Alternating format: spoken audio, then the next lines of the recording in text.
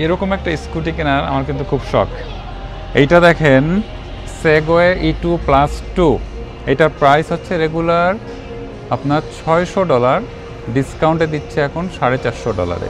এখানে স্ট্যান্ড আছে, এইখানে আপনার রিফ্লেক্টর আছে, শক অ্যাবজর্ভার আছে। এটা সম্ভবত ডিস্ক ব্রেক, এই যে নিচেরটা তো দেখাই যাচ্ছে একদম ডিস্ক ব্রেক। এটার মধ্যে ডিস্ক ব্রেক কিনা সেটা বোঝা যাচ্ছে না, মনে হচ্ছে অবশ্যই ডিস্ক ব্রেক, সেটা কাভার্ড মনে হচ্ছে।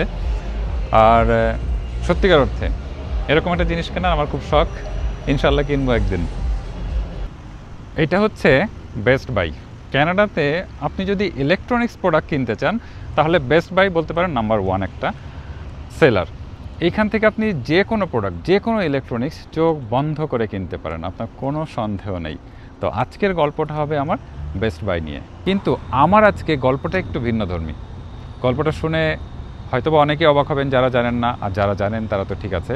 আমার উদ্দেশ্য হচ্ছে এই গল্প থেকে কি আমরা আমাদের দেশে এই টাইপের কোনো প্রচলন করতে পারি কি না। গল্পটা শোনেন তাহলে। আমি যে গিম্বলটা ইউজ করতাম আমার মোবাইলের জন্য, মানে ইউটিউবিং ভিডিও করার জন্য যে গিম্বলটা ইউজ করতাম, সেই গিম্বলটা আনফর্চুনেটলি হারিয়ে যায়। তো হারিয়ে যাওয়াতে যেটা হয়, আমার তো আসলে ব্লগিং বন্ধ হয়ে গেল, সেই জন্য আমাকে ইমিডিয়েটলি একটা গিম্বল কেনার প্রয়োজন হলো।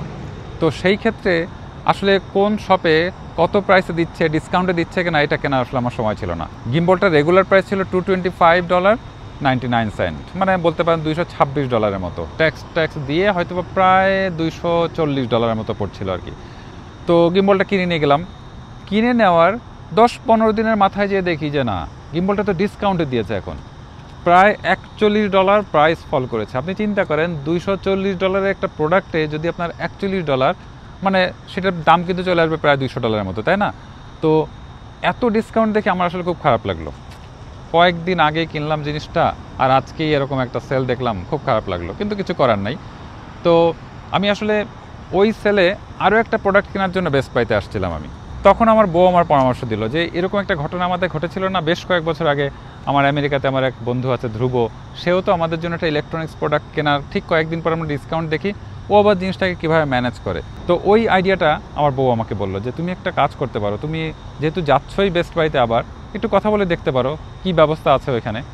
তো আমি আসলেই তাই, আমি আমার যে নতুন ডিভাইসটা কিনলাম ওইটা কেনার সময় আমি সেই সেলসম্যানকে আমি জিজ্ঞাসা করলাম যে ভাইয়া এরকম একটা ব্যাপার, আমি তো কয়েকদিন আগে কিনে নিয়ে গেলাম, তো আসলে কিছু করণীয় আছে কিনা। বললো হ্যাঁ হ্যাঁ, আপনি কতদিন আগে কিনছেন? আমি বললাম যে এই তো মনে হয় প্রায় 15 দিন হবে। বলে আপনার রিসিট আছে? আমি বললাম যে হ্যাঁ রিসিটটা আছে। বলে তাহলে ওই যে আমাদের স্টোরে ওই কর্নারে চলে যান, কাস্টমার সার্ভিস সেন্টার আছে, ওইখানে যান, ওইখানে যে দেখালেই আপনি যে পরিমাণ ডিসকাউন্ট আজকে আছে সেই ডিসকাউন্টেড অ্যামাউন্টটা আপনি পেয়ে যাবেন, অর্থাৎ ওই যে $41 আমি বললাম না, ওই টাকাটা আপনি ফেরত পাবেন, তাই বললো। তো আসলে সাথে সাথে আমি চলে গেলাম এক্সাইটেড হয়ে, ওহ কি মজার ব্যাপার। গেলাম, কোনোই ব্যাপার না, রিসিটটা দেখতে চাইলো, উনি আমাকে ইনস্ট্যান্টলি ওই টাকাটা রিটার্ন করে দিল। তবে রিটার্নের প্রসেসটা হচ্ছে যে আপনি ঠিক যেভাবে পে করেছিলেন কেনার সময়, ঠিক সেম ওয়েতে তারা রিটার্ন দেবে। আমি ওই সময় কিনেছিলাম আমার ক্রেডিট কার্ড দিয়ে, সেই জন্য আমার ক্রেডিট কার্ডে ওই অ্যামাউন্টটা রিটার্ন করে দিল। মানে ক্যাশ টাকা না যে হ্যাঁ ক্যাশ দিবে তা না, আমি যেভাবে পে করেছিলাম ঠিক সেভাবে তারা আমাকে রিটার্ন করে দিল। তো সত্যি আমার কাছে অবাক লাগলো যে কত সুন্দর একটা নিয়ম। এবং নিয়মটা হচ্ছে 30 ডেজের মধ্যে যদি, মানে আপনার পারচেজ ডেট থেকে 30 ডেজের মধ্যে যদি আপনি সেল পান এরকম, তাহলে ওরা ওই অ্যামাউন্টটা রিটার্ন দেবে। প্রোডাক্টটা যে আপনি জমা দিবেন বেসিক্যালি তা না, আসলে ওই অ্যামাউন্টটা আপনাকে রিটার্ন দিয়ে দেবে ইনস্ট্যান্টলি। এইখানে আমার কথা হচ্ছে বেস্ট বাই তো কোনো ব্র্যান্ড না, ব্র্যান্ড না বলতে এটা তো কোনো ম্যানুফ্যাকচারার না, এরা হচ্ছে একটা সেলার, তাই না? খুব নাম করা একটা সেলার হয়ে গেছে। এখানে বিভিন্ন ব্র্যান্ডের প্রোডাক্ট আপনি পাবেন।